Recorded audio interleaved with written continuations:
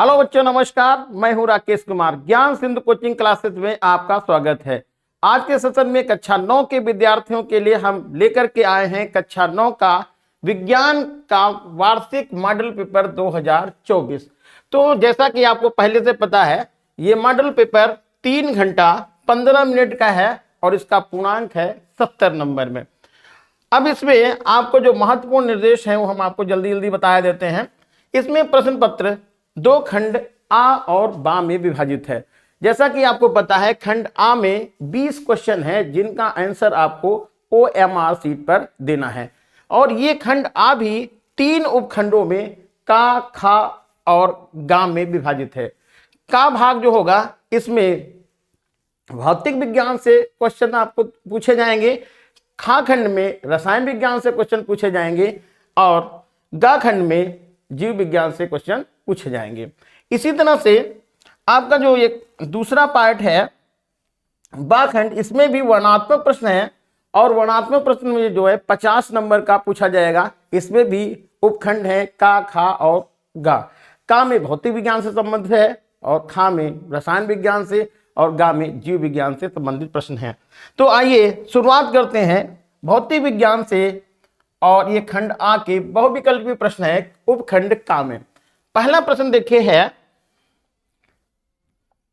वेग परिवर्तन की दर कहलाती है। जैसा कि आपने पढ़ा है कि वेग परिवर्तन की दर को त्वरण कहते हैं। तो यहां पर ऑप्शन देखिए, पहला मिल गया ए, वेग परिवर्तन की दर त्वरण है। अब यहां पर वेग लिखा है, ये भी ऑप्शन नहीं हो सकता है। बल, ये बल ये भी नहीं होगा, और इनमें से कोई नहीं। तो इस तरह से इसमें पहला ऑप्शन सही होगा। वेग परिवर्तन की दर क्या कहलाती है? त्वरण कहलाती है। अब सेकंड ऑप्शन देखिए, सेकंड क्वेश्चन में यह है कार्य का मात्रक क्या होता है। अब कार्य का मात्रक देखिए, कार्य का जो फार्मूला होता है वो होता है W बराबर F इंटू डी। F यहां पर क्या है? ये बल है, और डी क्या है? विस्थापन है। तो बल का मात्रक होगा न्यूटन और विस्थापन का मात्रक हो गया न्यूटन मीटर। तो यहां पर देखिए, न्यूटन पहला ऑप्शन दिया हुआ है, ये गलत हो गया। दूसरा है किलोग्राम मीटर प्रति सेकंड, ये भी गलत हो गया। तीसरा ऑप्शन है जूल, और चौथा ऑप्शन है न्यूटन प्रति मीटर स्क्वायर।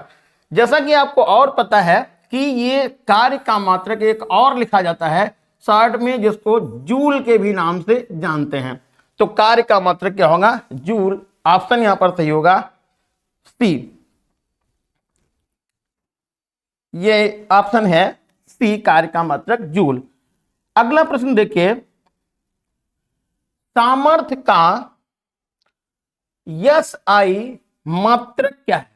सामर्थ्य को क्या कहते हैं? कार्य करने की दर को सामर्थ्य कहते हैं, और इसका जो फार्मूला है P बराबर W बटे T। कार्य करने की दर को सामर्थ्य कहते हैं, और फार्मूला है P बराबर W बटे T। अब W का जो मात्रक क्या आ जाएगा? अभी लिखा जूल, और समय का हो गया सेकंड। तो मात्रक क्या निकल गया? सामर्थ्य का जूल प्रति सेकंड, और इसको एक और नाम से भी जानते हैं, वाट। अब जरा देखिए, ऑप्शन चेक करिए। पहला ऑप्शन दिया हुआ है वाट या जूल प्रति सेकंड। पहला ऑप्शन ही सही है, ए, वाट या जूल प्रति सेकंड। किसका? इस सामर्थ्य का SI मात्रक है। अगला क्वेश्चन नंबर 4 जो है, ये है गतिज ऊर्जा का सूत्र बताइए। तो गतिज ऊर्जा का जो फार्मूला होता है वो K बराबर हाफ mv स्क्वायर। गति ऊर्जा का फार्मूला क्या है? Half mv square. यहां पर जरा देखिएगा, ये mv स्क्वायर अपान 2 लिखा हुआ है, तो इसको ऐसे भी लिख सकते हैं 1/2 mv स्क्वायर। तो ये ऑप्शन सही होगा ए, हाफ mv स्क्वायर। ये देखिए स्थितिज ऊर्जा का फार्मूला है, और ये गति का यहां पर थोड़ा गलत लिख गया है, v स्क्वायर बराबर होगा u स्क्वायर प्लस 2gh। ये है गति का तृतीय समीकरण। तो इस तरह से यहां पर जो ऑप्शन सही होगा वो ए सही होगा, mv²/2। अगला क्वेश्चन है क्वेश्चन नंबर 5। 1 किलोग्राम की वस्तु का भार कितना है? 1 किलोग्राम की वस्तु का भार कितना है? तो यहां पर द्रव्यमान कितना दिया है? द्रव्यमान दिया है 1 किलोग्राम और भार होता है W बराबर mg। m की जगह पर कितना लिखेंगे? 1 किलोग्राम लिख देंगे और g का मान अपनी तरफ से लिख दीजिए, कितना? 9.8 या 10 लिख लीजिए। अब ऑप्शन जरा मिलाइए। यहां पर लिखा हुआ है ए है 9.08 न्यूटन, ये गलत हो गया। ये बी ऑप्शन देखिए 9.8 न्यूटन, तो ये 9.8 न्यूटन ये सही है। तो 1 किलोग्राम वस्तु का भार कितना होगा? 9.8 न्यूटन और ऑप्शन सही होगा बी। क्वेश्चन नंबर 6 है प्रकाश की चाल कितनी है? तो प्रकाश की चाल जैसा कि आपको पता है सबसे तेज चाल प्रकाश की ही होती है और कितनी होती है? c बराबर 3 × 10⁸ मीटर प्रति सेकंड। ऑप्शन मिला लीजिए। पहला ऑप्शन लिखा हुआ है 3 × 10⁸ मीटर प्रति सेकंड, तो ये पहला ऑप्शन सही है। अगला क्वेश्चन देखिए, क्वेश्चन नंबर 7 है विस्थापन की दर कहलाती है। यहां पर देखिए ये थोड़ा कंफ्यूजन वाला क्वेश्चन है। विस्थापन की दर क्या कहलाएगी? तो विस्थापन की दर, ये पहला ऑप्शन दिया त्वरण, तो वेग परिवर्तन की दर को त्वरण कहते हैं, ये भी गलत हो गया। ये तो बल लिखा हुआ है, ये संवेग, ये भी गलत है। विस्थापन की दर को वेग कहते हैं और ऑप्शन ये सही होगा बी। जैसे ये चाल बराबर होता है दूरी बटे समय, उसी तरह से वेग बराबर होता है विस्थापन बटे समय। यहां से देखिए ये 7 क्वेश्चन भौतिक विज्ञान से संबंधित थे, यानी आपको खंड जो उपखंड का है उसमें से 7 नंबर के प्रश्न भौतिक विज्ञान से पूछे जाएंगे। अब शुरुआत करते हैं उपखंड खा में, और इसमें जो क्वेश्चन है ये रसायन विज्ञान से संबंधित पूछे जाएंगे। पहला क्वेश्चन इसमें दिया हुआ है इलेक्ट्रॉन का आवेश है।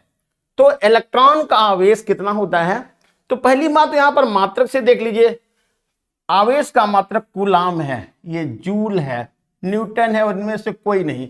तो देखिए जब कोई नहीं हो तो थोड़ा सा उसमें कंफ्यूजन होता है कि भाई वैसे तो ये वाला बिल्कुल गलत हो गया, ये वाला भी गलत हो गया, लेकिन कूलाम का ये कूलाम है इसलिए आवेश का मात्रक तो है, लेकिन इलेक्ट्रॉन का आवेश होता कितना है?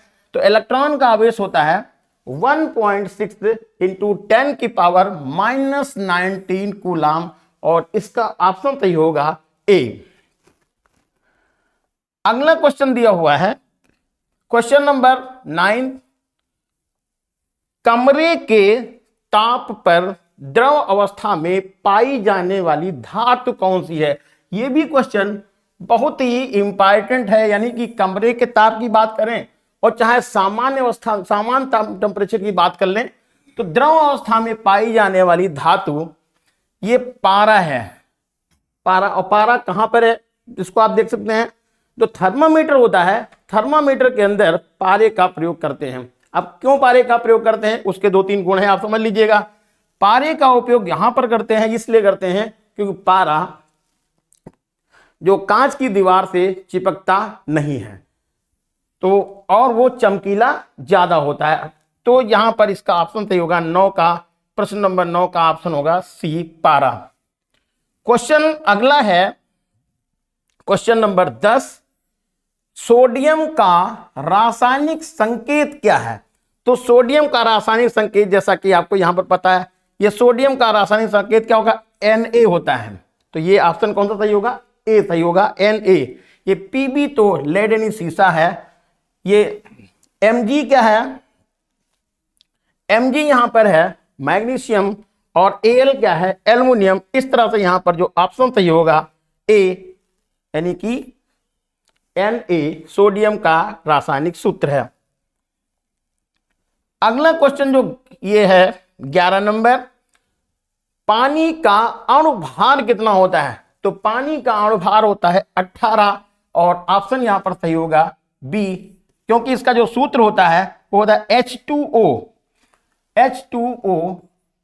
और H मीन 2 हो गया, O मीन 16, 16 2 कितना हो जाएगा 18 और यहां पर ये ऑप्शन सही होगा बी। क्वेश्चन नंबर ये जो है 12,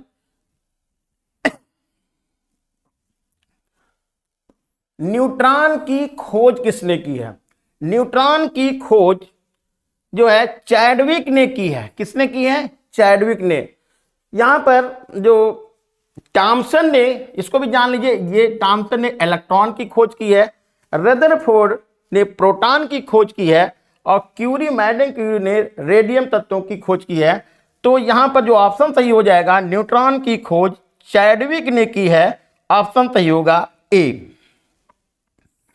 अगला क्वेश्चन देखिए, क्वेश्चन नंबर 13 है, परमाणु के केंद्रक में होते हैं। तो परमाणु के केंद्रक में कौन कौन से होते हैं?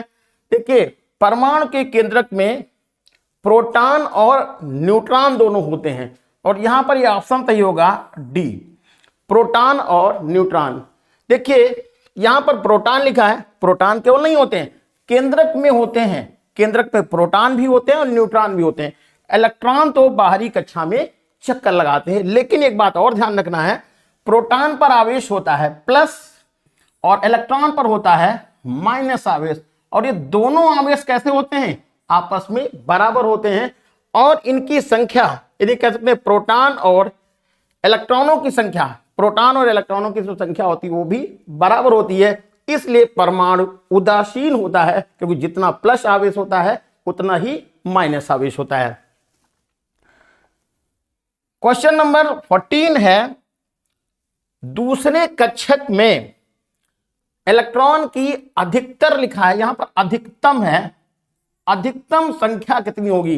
तो देखिए दूसरे कक्षक में, दूसरी कक्षा में इलेक्ट्रॉनों की अधिकतम संख्या होती है 8 और ऑप्शन सही होगा डी। यहां पर देखिए ये पार्ट रसायन विज्ञान का खत्म होता है और जीव विज्ञान का पार्ट ये गा उपखंड शुरू होता है। क्वेश्चन नंबर 15 देखो दिया हुआ है, लाल रक्त कणिकाओं का निर्माण कहां होता है?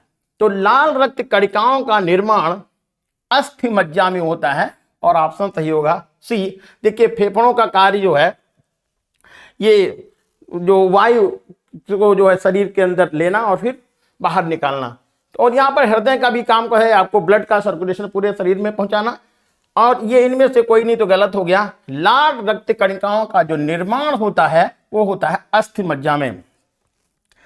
अगला जो क्वेश्चन दिया हुआ 16 नंबर, पौधों में हरा रंग किस होता है?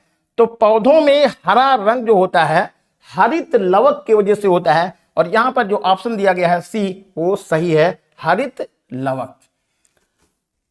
क्वेश्चन नंबर 17 है, आकृति, कार्य तथा उत्पत्ति में समान कोशिकाओं का समूह क्या कहलाता है? आकृति, कार्य तथा उत्पत्ति में समान कोशिकाओं का समूह कहलाता है, ऊतक कहलाता है, और ऑप्शन सही होगा ए। क्वेश्चन नंबर 18 है, शीत रुधिर वाला, यानी शीत रुधिर वाला जंतु कौन सा है? तो शीत रुधिर वाला जो जंतु है वो है, ऑप्शन देखिए यहां पर लिखा हुआ है कबूतर, ये गलत है, मेंढक सही है, ऑप्शन नंबर बी। शीत रुधिर ठंडे रुधिर वाला जो जंतु है वो मेंढक है। अगला जो क्वेश्चन है इसी से देखिए मिलता जुलता, उसको उल्टा बिल्कुल, कि ये कहा गया क्वेश्चन नंबर 19 में कि गर्म रुधिर वाला जंतु कौन है?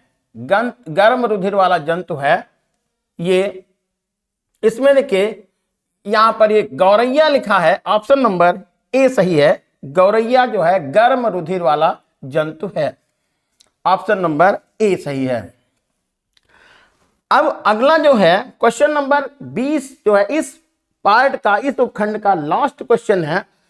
कणिकाओं को निकाल देने के पश्चात रुधिर का तरल अंश कौन सा बचता है? तो तरल अंश जो बचता है वो प्लाज्मा बनता है, और यहां पर ऑप्शन सही होगा ये ए। अब देखिए उपखंड का में देखेंगे, इसमें जो है ये भौतिक विज्ञान से संबंधित प्रश्न है। तो भौतिक विज्ञान से संबंधित प्रश्न में पहला प्रश्न जो आ रहा है वो बल किसे कहते हैं, इसका मात्रक बताइए। ये क्वेश्चन जो है आपको कॉपी पर लिखना है, और इस क्वेश्चन के जो नंबर है वो 4 अंक निर्धारित हैं। तो बल किसे कहते हैं? बल या धक्का या खिंचाव है जो किसी वस्तु की स्थिति में परिवर्तन करता है या करने का प्रयास करता है। तो हम ऐसे ही बोल सकते हैं बल वह बाह्य कारक है जो किसी वस्तु की अवस्था में परिवर्तन करता है या करने का प्रयास करता है। इसका मात्रक क्या होगा? इसका मात्रक होता है न्यूटन, या हम इसको ऐसे लिख सकते हैं, फार्मूला पढ़ा आपने, F बराबर ma, m का मतलब हो गया किलोग्राम, a हो गया मीटर प्रति सेकंड स्क्वायर। तो एक और मात्रक भी हो जाएगा बल का, किलोग्राम मीटर प्रति सेकंड स्क्वायर। ध्वनि, अगला क्वेश्चन है क्वेश्चन नंबर 2 दिया हुआ है, स्मॉल जी और कैपिटल जी में संबंध बताइए।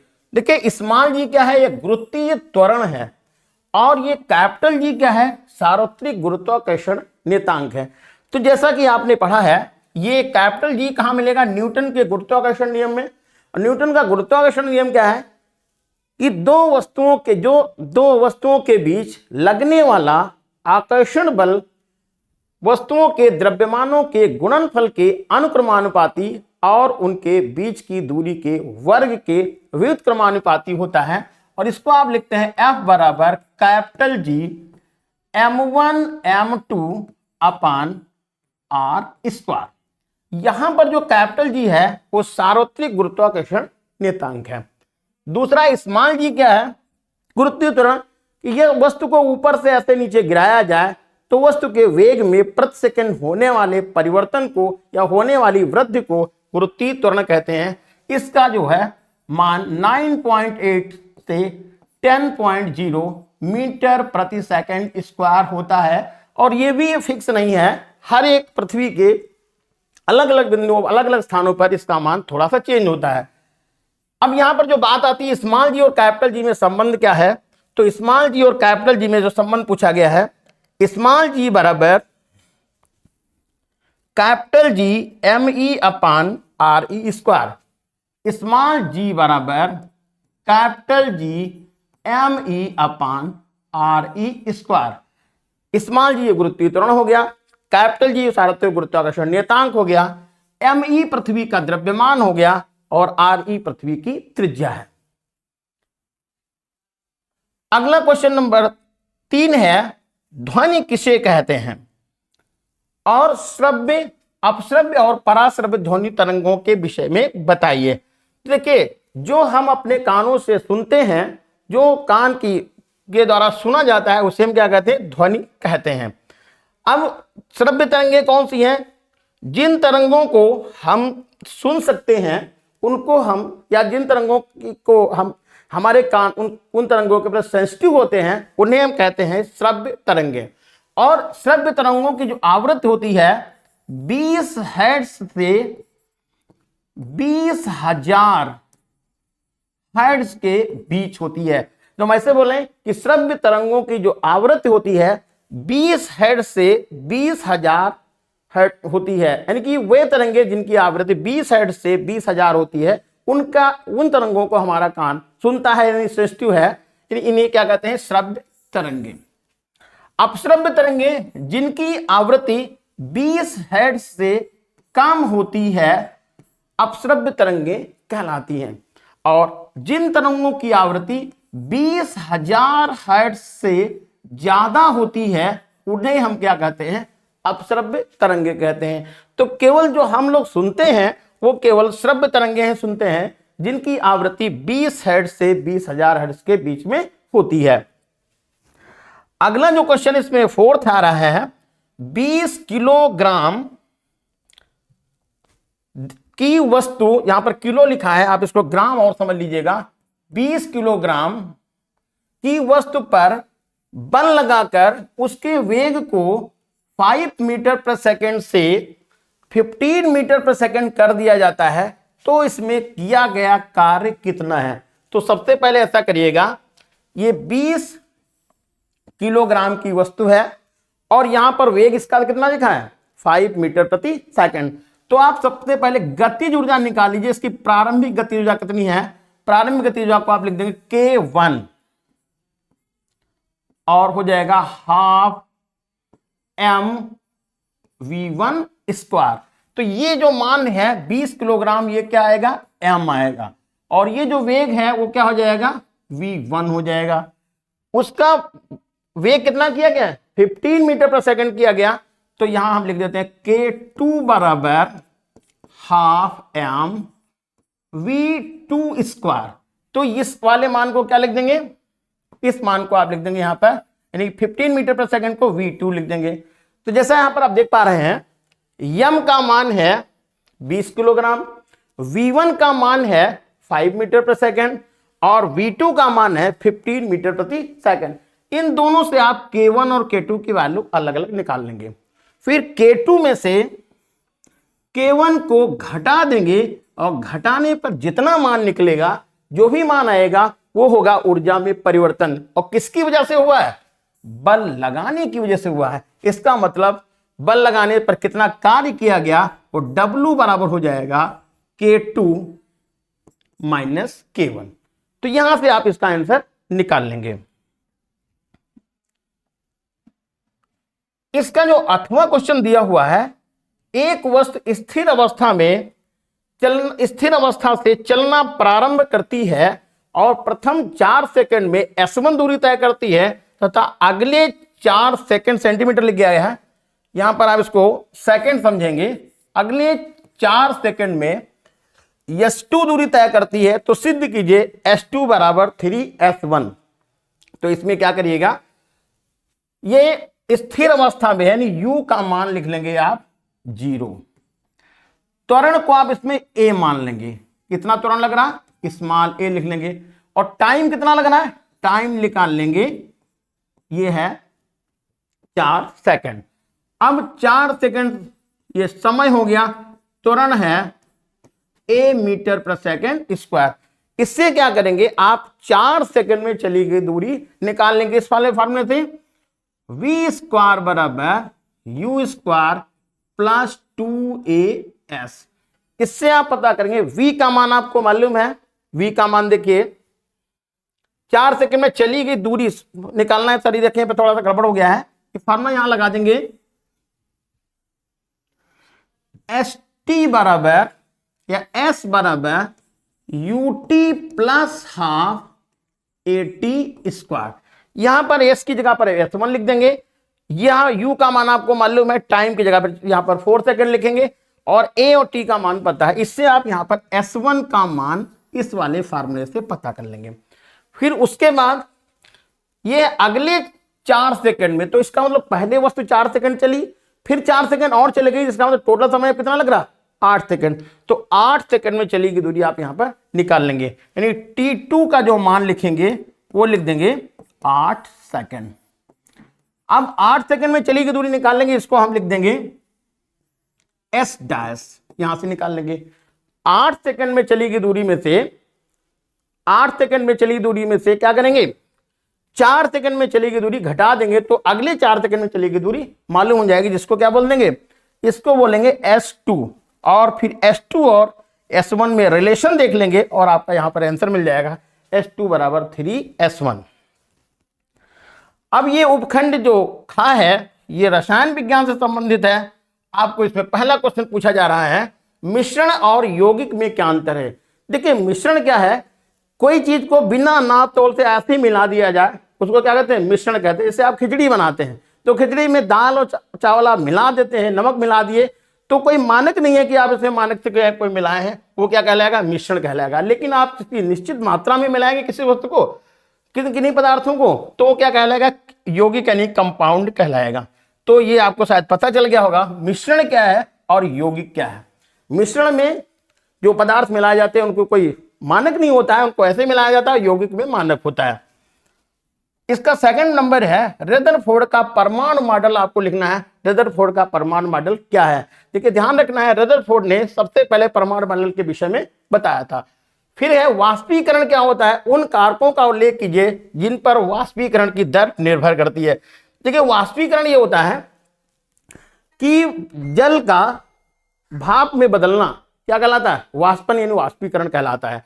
अब कौन से कारक क्या है, जैसे लिक्विड पर निर्भर करेगा द्रव, जैसे आप पेट्रोल को रख दीजिए बहुत जल्दी वाष्पित हो जाएगा, पानी को आप रख दिए बर्तन में तो उतनी जल्दी वाष्पित नहीं हो जाएगा। कारक जिन पर वाष्पीकरण निर्भर करता है, तो वाष्पीकरण की दर पदार्थ की प्रकृति पर, तापमान पर निर्भर करता है। अथवा क्या है इसका, स्थिर अनुपात का नियम क्या है, उदाहरण सहित आपको समझाना है। फिर अगला जो क्वेश्चन आ रहा है ये है उपखंड गा, जो जीव विज्ञान से संबंधित है। क्वेश्चन यहां पर दिया है प्रकाश संश्लेषण किसे कहते हैं। तो जैसा कि आपको पता है पौधे जो हैं अपना भोजन प्रकाश संश्लेषण द्वारा ही बनाते हैं, और प्रकाश संश्लेषण में वो कौन सी गैस का प्रयोग करते हैं और कौन सी गैस आवश्यक होती है। तो ये आपको पता है कि पौधे हमारे सबके लिए वरदान है, उन्हीं की वजह से हम लोग जीवित हैं, क्योंकि पौधों से कौन सी गैस मिलती है, ऑक्सीजन गैस मिलती है। और ऑक्सीजन गैस किसकी वजह से मिलती है, जब उसमें प्रकाश संश्लेषण होता है। यानी पौधे जब भोजन बनाते हैं तो कार्बन डाइऑक्साइड गैस को ग्रहण कर लेते हैं और ऑक्सीजन गैस को बाहर छोड़ते हैं। नाइट्रोजन चक्र क्या है, अगला क्वेश्चन नंबर 9 है नाइट्रोजन चक्र क्या है। देखिए नाइट्रोजन चक्र यह है कि वायुमंडल की नाइट्रोजन को फिर वायुमंडल में, यानी कि एक पूरे चक्र में कन्वर्ट कर देना, क्या कहलाता है, नाइट्रोजन चक्र कहलाता है। क्वेश्चन नंबर 10 है कोशिका को जीवन की संरचनात्मक और क्रियात्मक इकाई क्यों कहते हैं। फिर अगला क्वेश्चन दिया हुआ हरित खाद क्या है, ये कैसे तैयार की जाती है। जैसे हरित खाद के लिए आप कुछ ऐसे पौधों का उपयोग करते हैं जिनको खाद के रूप में, जैसे ढैंचा है उसको हरित खाद के रूप में उपयोग करते हैं, कैसे उसको बनाते हैं आप इसके विषय में लिखेंगे। क्वेश्चन नंबर जो इसका 8वां लास्ट है क्लोरीन 17Cl35 को उदाहरण से उसकी परमाणु मॉडल की संरचना के विषय में आपको बताना है, क्लोरीन का परमाणु मॉडल आपको बताना है। तो ये था आज का मॉडल पेपर, कैसा लगा कमेंट करके बताइएगा। धन्यवाद।